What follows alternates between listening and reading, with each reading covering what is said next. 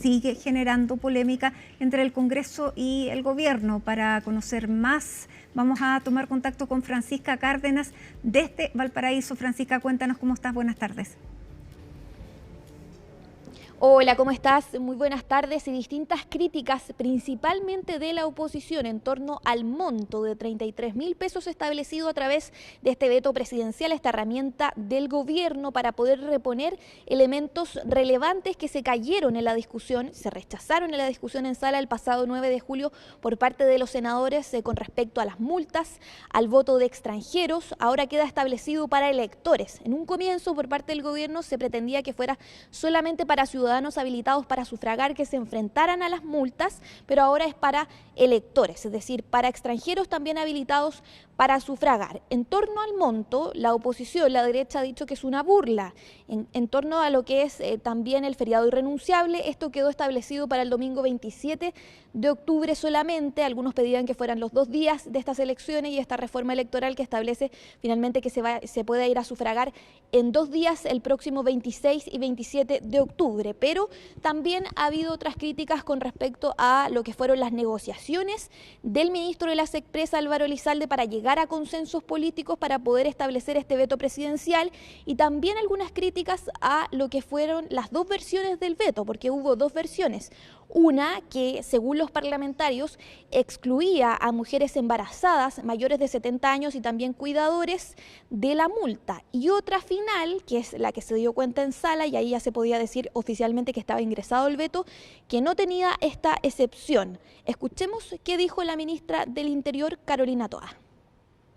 El presidente definió que con una elección ad portas no era oportuno dar un debate tan profundo cuando está el cálculo a la vuelta de la esquina de se favorece a uno, favorece a otro.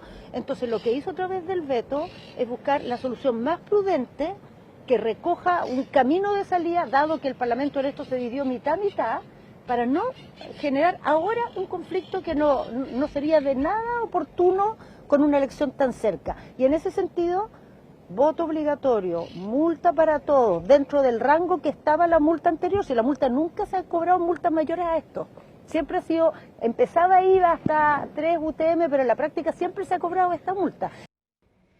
Y bueno, estas críticas se reflejaron también en una discusión bastante acalorada, un emplazamiento que hizo ahí el diputado de Renovación Nacional, Andrés Lonton, al ministro de la SECPRES, Álvaro Elizalde, en medio de una discusión totalmente distinta a la del veto presidencial ayer en la Cámara de Diputadas y Diputados, esta comisión mixta de datos personales, donde lo emplaza y le dice que es un sinvergüenza y que lo va a acusar constitucionalmente, según parlamentarios que estuvieron presentes en esa comisión. Después el diputado sale a explicar el por qué él estaba enojado, furioso con el ministro con respecto a las multas, porque una vez que él conoce el detalle de este veto presidencial, él dice que no podía haber una excepción en torno a mayores de 70 años que no se enfrentaran a la multa. Y por otro lado, por el monto de 33.000 pesos, porque el techo en el origen de esta discusión era de aproximadamente 200.000 pesos a pagar de multa si es que no se iba a votar. Escuchemos qué dijo el diputado Lonton.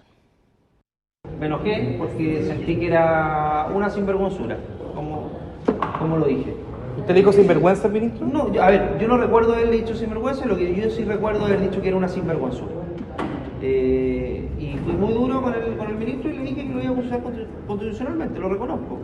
No fue en la comisión, fue una conversación en privado en un espacio que es relativamente público, que es la comisión, pero sí fui muy duro con el ministro y lo reconozco porque estaba realmente enojado, porque sentía que nos estaban viendo la cara a todo el país, porque estaba tratando de, mediante un subterfugio, tratar de generar un voto voluntario, es decir, haciendo una trampa a la Constitución para efectos de que el voto quedara lo más cercano a voluntario. Bueno, hay parte de la explicación del diputado con respecto a lo que fue este reclamo al gobierno. Hay que decir que es por eso, esa es la explicación de que algunos decían que el veto se había retirado. El veto nunca había sido ingresado porque para decir que el veto presidencial, esta herramienta por parte del gobierno está ingresado, hay que ver que se dé cuenta en sala. Una vez que se dio cuenta ayer en sala del Senado, el veto ya podía ser dado como ingresado. Una vez que eso sucedió, ya no se le pueden hacer más cambios a este veto presidencial, toda todas las modificaciones que se le hicieron fueron por los reclamos de la oposición, de los parlamentarios de derecha que reclamaban y criticaban con respecto al monto de la multa y también la multa. Por otro lado, también se dio una señal política por parte del gobierno al oficialismo a establecer, digamos, este feriado irrenunciable para el domingo 27 de octubre. Escuchemos qué dijeron otros parlamentarios con respecto a la multa y también a los otros detalles de este veto. Los únicos que buscan excusas son desde el gobierno, excusas para generar cambios a la ley electoral que les favorezcan a ellos, como las cosas que pasan en Venezuela, las cosas que pasan en Cuba, en países donde no existe democracia. Si no hubiese sido por la presión política, si no hubiese sido por la presión ciudadana, este gobierno nunca habría accedido a ingresar este veto. Yo creo que debieron mantenerse los montos. Una multa debe ser una multa cuando en realidad cueste pagarla, y en ese escenario entonces vayan a votar, pues. Porque los eximentes tradicionales, como son estar a más de 200 kilómetros de distancia, tener una enfermedad que impida acercarse a un local de votación o estar fuera del país, bueno, eso siempre han estado. Claro, un veto que tiene, según el gobierno, 3 pilares fundamentales. Primero, establecer lo que es esta obligatoriedad en caso de, y esta sanción en caso de no cumplir con lo que es sufragar. Por otro lado, todo lo que tiene que ver con aplicar el voto obligatorio, como lo decía el ministro Elizalde en su momento, y también rebajar el aporte a las campañas, es decir, a los gastos electorales. Hay que mencionar otras cosas también que ya están dentro de la reforma electoral de elección en 2 días, como por ejemplo lo que tiene que ver también con la propaganda de canales regionales de televisión, también lo que tiene que ver con rebajar el precio del voto, que es algo de más interés político por parte de los partidos políticos y los candidatos, de rebajarlo de 1.500 pesos a 975 pesos. Eso ya está aprobado. Lo que viene a hacer este veto es reponer lo que no fue aprobado, lo rechazado y lo que costó más tener consenso político por parte del gobierno. Veamos qué dicen otros parlamentarios respecto a este tema.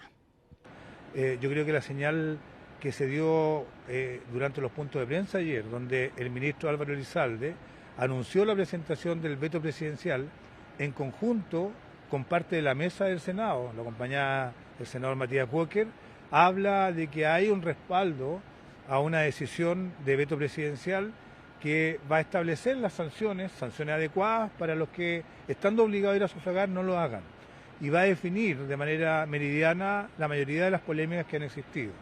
Tenemos al debe la reforma pendiente para poder resolver si son solo ciudadanos o nacionalizados chilenos los que pueden participar de las elecciones. Pero lo importante es que para la elección del 27 de octubre de este año no innovemos en lo que se ha hecho antes, porque ya tuvimos las palabras del senador Galilea de Renovación Nacional, que puso en duda el proceso electoral que en nuestro país ha sido validado y reconocido internacionalmente. Uno no puede andar cuestionando los resultados o intentando modificar a conveniencia de su sector un proceso que ya está en marcha. Es por eso que estamos plenamente disponibles para analizar todas las propuestas, pero después de las elecciones municipales de este año. Claro, ahí están entonces parte de las impresiones, reacciones, críticas a lo que es la multa, el precio de la multa, el valor, digamos, de la multa de 33.000 pesos. Hay que ver entonces qué va a pasar en los próximos días. Comentarte que este veto presidencial pasa primero por la Comisión de Gobierno Interior del Senado, luego se va a la Comisión de Hacienda del Senado porque tiene que ver con todo lo que son los recursos, establecer recursos, digamos, dinero para lo que va a ser la elección en 2 días, y después se va a la discusión en sala. Hay que ver ahí si es que se van a tener los 29 votos necesarios para el gobierno para poder aprobar y despachar a la sala de la Cámara de Diputados este veto presidencial, y ya en la Cámara de Diputados se necesitan 78 votos para poder aprobarlo. Así que vamos a quedar atentos a esa discusión, por supuesto, que se va a intensificar la próxima semana. Muchísimas gracias, Francisca. Francisca Cárdenas desde el Congreso con este tema de el polémico veto al voto. Nos vamos a esta hora a una pausa. Les contamos que Santiago presenta cielos parciales, 17 grados es la temperatura en estos momentos, y con esta imagen de la capital nos vamos a la pausa y ya regresamos.